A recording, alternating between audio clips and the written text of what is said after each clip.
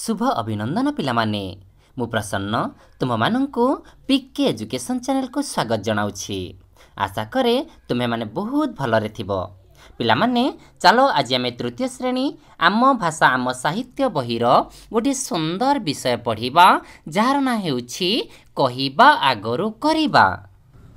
किंतु ता पूर्व पिलामाने तुम पाई गोटे बहुत सुंदर गपटिए नहीं आछि ताकु सुन देखियो बहुत भल लागिवो। तापरे आमे विषय भीतर को प्रवेश करिबा।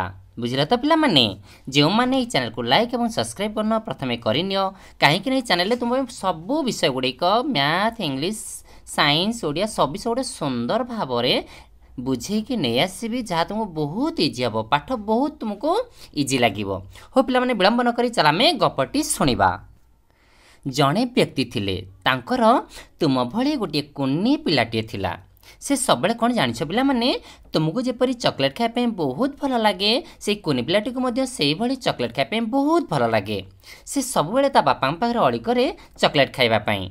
तेनु करी ता बापा गोटे बुद्धि पांचिले कहिले आज मु जने ऋषि निकट को नेबी तते जिते बुझेले भी तू बुझुनु ऋषि बोधे तते कहिले बा जने दिव्य पुरुष तते कहिले तू बुझीजिबु। तेणु करी से कोने पिलाटी को जने ऋषि निकट को नेकी गले एवं कहिले गुरुदेव मो पुअटी को कह जे से जीवन रे केबे चॉकलेट न खाऊ कारण चॉकलेट खाइले ता दांत पोक खाऊची ता देह खराब होउची। तेणु करी चॉकलेट खाइबा एक बद अभ्यास अटे। आपण थरुटिए कहि दियंतु से निश्चित बुझीजिबो एवं चॉकलेट खाइबा छाड़ी देबो। गुरु किछि समय नीरव रहिले तापरे व्यक्ति जन को कहिले शुणंतु आपण पुओ को आज नहीं कि चली जांतु ठीक मासे परे आसीबे तापरे मु किछि कहिबी। व्यक्ति यार कारण किछि बुझी पारिलेनी फेरीगले निज घर को फेरीगले। ठीक मासे परे निज पुओ को धरी ऋषि पाखरे आविर्भूत हेले। ऋषि ठीक मासे परे छुआटी कहले अरे बाप अरे ए धन कहीं तू चॉकलेट खाऊछु कहलु चॉकलेट खाइले तो दांत पोक खाऊची देह खराब हम कौन चॉकलेट खाइले तोर किसी लाभ होउछि तोर जेहेतु किसी लाभ होनी कहीं तू बारंबार अली करूछु चॉकलेट खाया पई। तेणु करी यह एक खराब अभ्यास अटे आको तो छाड़ी दे। ऋषि कहवा मात्रे पिलाटी ता परदिन ठारू चॉकलेट खाइबा छाड़ीदेला। किंतु गोटे जिनस बुझी पाइलेनी व्यक्ति जनक ऋषि सेदिन तो आज जहाँ कहले सेदिन तो कहि पारि थांते किंतु गोटे मास एक पदिए कथा कहबा पई काहेकि गोटे मास लगई देले। यार उत्सुकता सहित से व्यक्ति जनक परदिन 2-4 दिन छाड़ी से कौन कले ऋषि निकट गले कहले गुरुदेव आपण से जो कथाटी आपण आज कहले मासे परे कहले जे खाइबा ठीक नुहे सेटा तो मासे पूर्वर कहि पारि थांते गोटे मास लगई देले काहेकि यार उद्देश्य कौन। गुरुदेव कहले शुणंतु मु तुम छुआ बा तुम पुअटी जेपरी मिठा खाइबा आग्रही मिठा देखले ता पाटरु लाळ बहे मोर मध्य से गुण अछि मोर मध्य से गुण थिला जा फल रे मु बहुत मिठा खाए मते बहुत मिठा खाइबा भल लागे।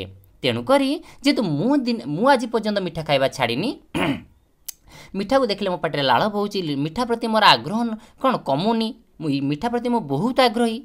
जदि मो भीतर एते आग्रह अछि मिठा खाइबा पई मु केमिति कुनी पिलाटी को मना करि परिबी। तेणु करी ए मासे भीतर मु मिठा खाइबा छाड़ी देछि संपूर्ण रूपे मिठा खाइबा मु छाड़ी देछि मिठा प्रति सामान्यतम मो भीतर लालसा नाही। तेणु करी आज मु ताको मना करियाको सक्षम हेली। से दिन मु मना करि पारि थांती किंतु परवर्ती मुहूर्त रे जदि आपणक पुओ जानि थांता जे मु भी प्रचुर मिठा खाए तेबे से कौन करि थांता जदिओ छाड़ी दे थांता किंतु परवर्ती मुहूर्त रे पुणी मिठा खाई थांता। तेणु करी प्रथमे मु मिठा क्या छाड़िली परवर्ती मुहूर्त रे तुम पुओ को उपदेश देली। पिला माने कहिलो देखि ए गपर में कौन शिखिले ना किछि कहिबा पूर्वरु प्रथमे आमे ताहा कि नुहे जानिबा दरकार। प्रथमे आमे निजे निजको बदलैबा परवर्ती मुहूर्त रे अन्य को बदलैबा पई चेष्टा कले समाज बदली जिवो। ठीक एई कथा को आधार करी गोटे सुंदर गप आज में पढ़िबा जार ना हेउछि कौन ना कहिबा आगरु करिबा। ओके तो यह कहा पर आधारित जानिछ पिला माने ए होछि हमर देशर पिता के ना महात्मा गांधी को ऊपर आधारित। चलो पिला माने विलंब न कई विषय पढ़िबा बुझिबा एवं मने रखिबा। पिला माने देखो से दिन थाए गांधी जयंती तुम भली गोटे कुनी पिला जार ना हला सानू मन हला तो पिलाटर ना कोन कहला पिला माने सानू ସାନୁ ବିଦ୍ୟାଳୟରୁ ଘରକୁ ଫେରିଲା। ମା ତାକୁ ପଚାରିଲେ, ତୁମ ବିଦ୍ୟାଳୟରେ ଆଜି କ'ଣ କ'ଣ ହେଲା? ଯେତେବେଳେ ମା ତାକୁ ପଚାରୁଛନ୍ତି, କାହାକୁ ପଚାରୁଛନ୍ତି ପିଲାମାନେ? ସାନୁକୁ। ଆରେ ସାନୁ, ତୁମ ବିଦ୍ୟାଳୟରେ ଆଜି କ'ଣ କ'ଣ ସବୁ ହେଲା? ତାପରେ ସାନୁ କ'ଣ କହୁଛି ଦେଖିବା। ସାନୁ କହିଲା, ଦେଖ ପିଲାମାନେ, ଗାନ୍ଧିଜୀଙ୍କର ଫଟୋ ଚିତ୍ର ଦେଖୁଛ ଏଠି ଅଛି ନା କି? ଗାନ୍ଧିଜୀଙ୍କ ଫଟୋ ଚିତ୍ରକୁ କିଛି ପିଲା ତୁମ ଭଳି କୁନି କୁନି ପିଲାମାନେ କ'ଣ କରୁଛନ୍ତି? ପୂଜା କରୁଛନ୍ତି। କେଉଁ ଦିନ ପିଲାମାନେ ଆମେ ପୂଜା କରନ୍ତି? ଗାନ୍ଧୀ ଜୟନ୍ତୀ ଦିନ। ଗାନ୍ଧୀ ଜୟନ୍ତୀ କହିଲା ପିଲାମାନେ କେବେ ପଡ଼େ? ଅକ୍ଟୋବର 2 ତାରିଖ। ମନେ ରଖିବ, ଓକେ? ଚାଲ ପିଲାମାନେ ତାପରେ ଦେଖିବା କ'ଣ ହେଇଛି। ସାନୁ କହିଲା, ଆଜି ପରା ଅକ୍ଟୋବର 2 ତାରିଖ। ଆମ ବିଦ୍ୟାଳୟରେ ଗାନ୍ଧିଜୀଙ୍କର ଜନ୍ମଦିନ ପାଳନ କରାଗଲା। ଆମେ ଓ ଆମ ଗୁରୁଜୀମାନେ ବାପୁଙ୍କ ଫଟୋ ଚିତ୍ରରେ ଫୁଲ ଚଢ଼ାଇଲୁ। ପିଲାଟି ସାନୁ କହୁଛି, ମା ଜାଣିଛ, ଆଜି ଅକ୍ଟୋବର 2 ତାରିଖ। ଆମ ବିଦ୍ୟାଳୟରେ ଗାନ୍ଧିଜୀଙ୍କ ଫଟୋ ଚିତ୍ର ରଖି କ'ଣ କଲେ ନା ଆମେମାନେ ସମସ୍ତେ ଏବଂ କ'ଣ ଆମ ଗୁରୁଜୀ ଗୁରୁମା ମଧ୍ୟ କ'ଣ କଲେ? ଗାନ୍ଧିଜୀଙ୍କର ଫଟୋ ଚିତ୍ରକୁ କ'ଣ କଲେ? ଫୁଲମାଳ ଚଢ଼ାଇଲେ। ତାପରେ ଦେଖ ପିଲାମାନେ କ'ଣ ହେଇଛି। ଆଉ କିଛି ହେଲା ନାହିଁ? ମା ପଚାରୁଛନ୍ତି, ଆରେ ସାନୁ, କ'ଣ ଖାଲି ଫୁଲମାଳ ଚଢ଼େଇଲ, ଆଉ କିଛି ହେଲାନି? ସାନୁ ଉତ୍ତର ଦେଲା, କ'ଣ କହୁଛି ଦେଖ। ହଁ, ଗୁରୁଜୀ ଗାନ୍ଧିଜୀଙ୍କ ବିଷୟରେ ସୁନ୍ଦର ସୁନ୍ଦର କାହାଣୀ ଶୁଣାଇଲେ। ବହୁତ ମଜା ଲାଗିଲା। ବହୁତ ସୁନ୍ଦର ସୁନ୍ଦର ଗପ ସବୁ କହିଲେ ଗୁରୁଜୀ। କାହା ବିଷୟରେ? ନା ଆମ ବାପୁଜୀଙ୍କ ବିଷୟରେ, ଗାନ୍ଧିଜୀଙ୍କ ବିଷୟରେ। ତାରେ ମା କହୁଛନ୍ତି, ଆଚ୍ଛା କ'ଣ ସବୁ କହିଲେ ଦେଖି? ସାନୁ କହୁଛି, ଗାନ୍ଧିଜୀଙ୍କର ପିଲାଦିନର କେତେକ ଚମତ୍କାର ଘଟଣା ସବୁ କହିଲେ। ମା ଜାଣିଛ, ଗାନ୍ଧିଜୀଙ୍କର ପିଲାବେଳେ ଛୋଟବେଳେ କେତେ ବହୁତ ଚମତ୍କାର କଥା, ବହୁତ ସୁନ୍ଦର ସୁନ୍ଦର କଥା ଗାନ୍ଧିଜୀଙ୍କର ପିଲାବେଳର କଥା ସବୁ ଆମକୁ କହିଲେ। ମା ପଚାରିଲେ, ଆଉ ତାଙ୍କ ବଡ଼ ଦିନର କଥା କିଛି କହିଲେନି? ତାଙ୍କ ବଡ଼ ଦିନ ବା ମହାନ ଦିନର କଥା କିଛି କହିଲେନି? ସାନୁ ଉତ୍ତର ଦେଲା, ହଁ, ଖୁବ୍ କମ୍। ତମେ କିଛି କୁହ ନା। ଆମ ସାର୍ କହିଲେ ଯେ ବହୁତ କମ୍ କହିଲେ। ତୁମେ ମା ମୋତେ କିଛି କୁହ ନା। ମା କହୁଛି ଶୁଣ, ମନ ଦେଇ ଶୁଣ। ଗାନ୍ଧିଜୀଙ୍କ ବିଷୟରେ ମୁଁ ଯାହା ଜାଣିଛି ତତେ ସବୁ କହିବି, ମନ ଦେଇ ଶୁଣ। ଦେଖ ପିଲାମାନେ, ସାନୁର ମା ସାନୁକୁ କ'ଣ କହୁଛି ଦେଖିବା। ମା କାହାଣୀ ଆରମ୍ଭ କଲେ। ସାନୁ ଶୁଣିବାକୁ ଲାଗିଲା। ଥରେ ଗାନ୍ଧିଜୀଙ୍କର ପତ୍ନୀ କସ୍ତୁରବା ବେମାରରେ ପଡ଼ିଥିଲେ। ମନେ ରହିଲା ପିଲାମାନେ, ପରୀକ୍ଷାରେ ପକେଇଦବ। କହିଲ ପିଲାମାନେ, ଗାନ୍ଧିଜୀଙ୍କର ପତ୍ନୀ ବା ସ୍ତ୍ରୀଙ୍କ ନାଁ କ'ଣ ଥିଲା? କସ୍ତୁରବା। ମନେ ରଖିବ, ପରୀକ୍ଷାରେ କମ୍ପଲସରି ଆସିବ। ଔଷଧ ପତ୍ରରୁ କିଛି ବି ସୁଫଳ ମିଳିଲା ନାହିଁ। ସେ ଯେତେ ଔଷଧ ଖାଇଲେ କିଏ? ନା କସ୍ତୁରବା। ଯେହେତୁ ବେମାରରେ ପଡ଼ିଥିଲେ, ରୋଗରେ ପଡ଼ିଥିଲେ, ତୁମେ ଯେମିତି ଥଣ୍ଡା, ଜ୍ୱର, କାଶ ହେଲେ ତୁମେ ବେମାରରେ ପଡ଼, ବିଭିନ୍ନ ରୋଗରେ ପଡ଼ି ତୁମେ କ'ଣ କର? ଯେତେବେଳେ କ'ଣ କର? ବେଡ଼ରେ ବିଶ୍ରାମ କରିଥାଅ। ତୁମ ମା ତୁମର କ'ଣ ବହୁତ ସେବା କରନ୍ତି, ତୁମେ ଔଷଧ ଆଣିକି ଦିଅନ୍ତି ନା ନାହିଁ? ସେମିତି କସ୍ତୁରବାଙ୍କୁ ଗାନ୍ଧିଜୀ ବହୁତ ଔଷଧ ଦେଲେ, କିନ୍ତୁ କିଛି ବି କ'ଣ ହେଲାନି? ସୁଫଳ ମିଳିଲା ନାହିଁ। ଗାନ୍ଧିଜୀ ଚିନ୍ତିତ ହୋଇ ପଡ଼ିଲେ। ଗାନ୍ଧିଜୀ ବହୁତ ଚିନ୍ତିତ ହୋଇଗଲେ। ଆରେ ଏତେ ଔଷଧ ଦେଉଛି, କିଛି ବି ଲାଭ ହେଉନି। ବହୁତ ଚିନ୍ତାରେ ପଡ଼ିଗଲେ। ସେ ପୁସ୍ତକରୁ ପଢ଼ିଥିଲେ ଯେ ବେମାରରେ ପଡ଼ିଥିବା ଲୋକ ଲୁଣ ନ ଖାଇଲେ କିଛିଟା ଉପକାର ପାଏ। କିଏ ପଢ଼ିଥିଲେ ପିଲାମାନେ ପୁସ୍ତକରେ? ନା ଗାନ୍ଧିଜୀ। ପରୀକ୍ଷାରେ ଆସିବ। କିଏ ପୁସ୍ତକରେ ପଢ଼ିଥିଲେ ଯେ ବେମାରରେ ପଡ଼ିଲେ ଲୋକ ଲୁଣ ନ ଖାଇଲେ କିଛି ଉପକାର ମିଳେ? କିଏ ପିଲାମାନେ?